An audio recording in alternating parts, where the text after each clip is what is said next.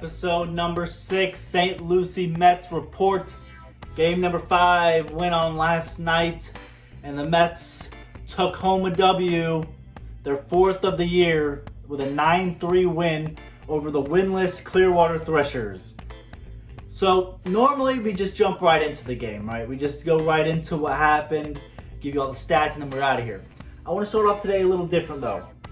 So I went to the game last night, and I went down to the bullpen and watched the starting pitcher, Dominic Hamill, and the catcher, Drake Osborne, warm up a little bit. And I was talking to them before the game. I was like, hey, listen, guys, I have this YouTube channel. You should check it out. You know, shameless plugs to the players because, I mean, who else is going to watch it? They might as well. I mentioned them now. So I told them, I was like, hey, listen, these games, I've already done one of them when they lost. They're not very much fun to do when you lost because I've talked about it like, man, they sucked last night, or, you know, whatever, right? So it's just not very much fun is basically what I told him when you lose. So I was talking to Nate Jones as well, and I asked him, I was like, all right, give me the line for Dominic. What's he going to go? And he said, let's go 4 innings, 1 hit, no runs, and 8 strikeouts. Like 8, okay, well, I said 10. I thought he was going to do 10. So his line ended up being, he ended up pitching 4 innings, giving up 5 hits, 3 runs, all 3 runs were earned, and then had 4 strikeouts, walked 2 guys, and didn't give up a home run. So not as good as what me and Nate were hoping for, but for a first start and the debut for the St. Lucie Mets, I mean, I'll take that any day. Hopefully, I believe he'll probably end up going sometime next week in Jupiter.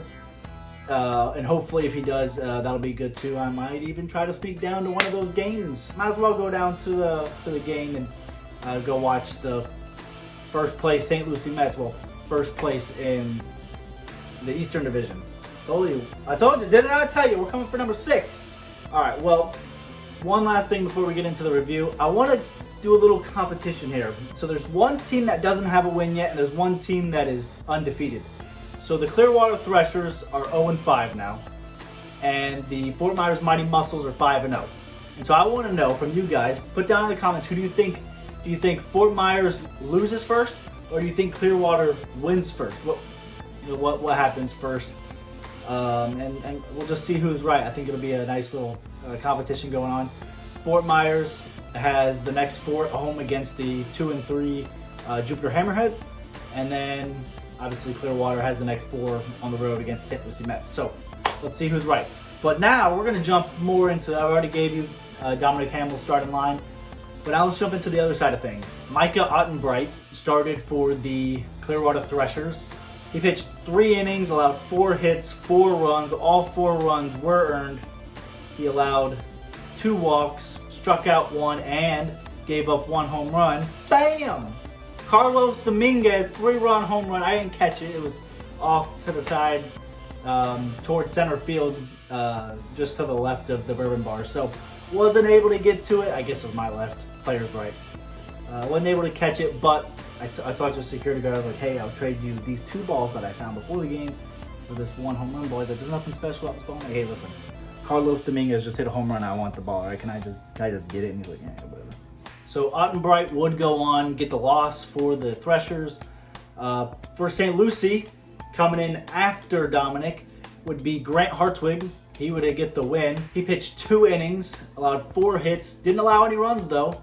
Walked 1 guy, struck out 4, and obviously no home runs allowed against him. The game-winning moment of the game happened in the bottom of the 2nd when Alex Ramirez doubled and allowed my man Drake Osborne to score. At the time, that would make the score 4-2 in favor of St. Lucie. Obviously, the Mets would go on to win 9-3. As far as the player of the game goes, this one was really tough for me. I wanted to give it to Carlos Dominguez. I really did. He only had 1 hit. It was a 3-run home run, which I understand is a big thing. But Alex Ramirez came up to bat 5 times and got a hit 4 of those times, plated 2, and even scored himself 1 time while only leaving 1 man on. Carlos Dominguez left 3 men on. So I think I want to give it to Alex Ramirez. Obviously, he had the game-winning moment as well, so he takes home 2 of the obviously big prizes here from St. Lucie Mets report. I know he'll keep those near and dear to his heart with a no physical thing to hold on to. It's just me saying it. The final line scores for the game, though. Clearwater had 3 runs on 13 hits, 1 error, and left 13 men on. That's been their big problem so far these past 2 games. They can get people on. It's just the getting them across the plate that's been the big issue so far. Just imagine what could have happened if they would have played any of those extra 13 men left on. The night before, they left 7 on. And so, they only scored, I don't think they scored at all. They lost 6-0 the night before. So they could just plate some more of those runs. I think they're going to be in real contention to win a lot of these games. St. Lucie scored 9 runs on 11 hits and 1 error. They only left 5 men on, so they did a really good job at trying to get more people in. That's been a good thing that they've done so far. When they get people on, they take advantage of any mistakes that their opponent gives them, especially this week against Clearwater.